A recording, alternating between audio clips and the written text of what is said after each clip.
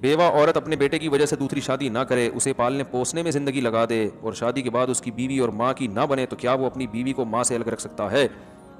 بیوہ عورت نے جو اپنے بیٹے کی وجہ سے شادی نہیں کی, یہ غلط کیا. اس بارے میں ایک حدیث پیش کی جاتی ہے ابو داؤد کی کہ جو عورت اپنے بچوں کی وجہ سے شادی نہیں کرے گی قیامت کے دن میرے ساتھ ہوگی. یہ حدیث صحیح نہیں ہے اور دوسری نصوص کے خلاف بھی ہے. قرآن میں بے نکاحوں کو نکاح کی ترغیب دی ہے, اس میں بیوہ بھی داخل ہیں, طلاق یافتہ بھی داخل ہیں, مرد بھی داخل ہیں, عورتیں سب داخل ہیں اس میں. تو جو بھی بغیر نکاح کے ہو اس میں قرآن نے اس کو ترغیب دی ہے کہ وہ کلے زندگی, بولو بھائی, اکیلے زندگی نہ گزارے. تو اور حدیث میں بھی. باقی اگر عورت کو یہ خطرہ ہے کہ میں نے اپنے بیٹے کی موجودگی میں کسی سے نکاح کیا تو میرے بیٹے پہ ظلم ہو سکتا ہے, سوتیلا باپ, اس وجہ سے نہ کرے تو ایک کسی عارضے کی وجہ سے کوئی نہ کرے تو وہ ایک الگ بات ہے. لیکن بہرحال عورت کو ترغیب یہی ہے. اب یہی ہوا ہے نا, انہوں نے خود شادی نہیں کی, ان کو شوہر نہیں ملا, مزید اولاد بھی نہیں ملی. مزید اولاد ہوتی, ان کا شوہر ہوتا تو آج شوہر پال رہا ہوتا, اولاد ہوتی, یہ والا نالائق ہوتا تو دوسری ایک بہو نالائق ہوتی, دوسری لائق ہوتی.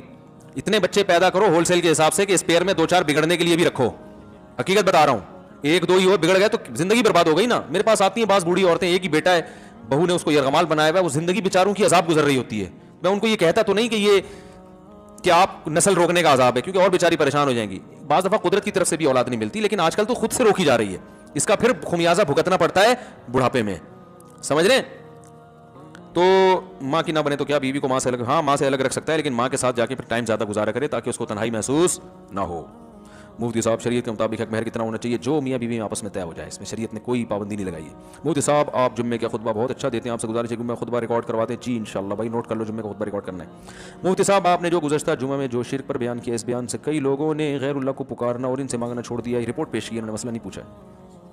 مفتی صاحب وہ 70,000 کون لوگ ہیں جو بنا حساب کے جنت میں جائیں گے؟ حدیث میں آتا ہے جو تعویذ گنڈے نہیں کرتے تھے, رقیہ نہیں کرتے تھے اور اللہ پہ توکل کرتے تھے, ایسے 70,000 لوگ جنت میں جائیں گے. تو توہمات کی دنیا, تعویذ جائز ہے مگر عزیمت کے خلاف ہے. گنجائش ہونا الگ چیز ہوتی ہے, اعلیٰ درجے کا توکل یہ ہے کہ اپنے آپ کو, علامہ نووی رحمہ اللہ نے اس حدیث کی شرح میں لکھا ہے کہ جو جائز تعویذ ہے اس سے بھی بچائے انسان اپنے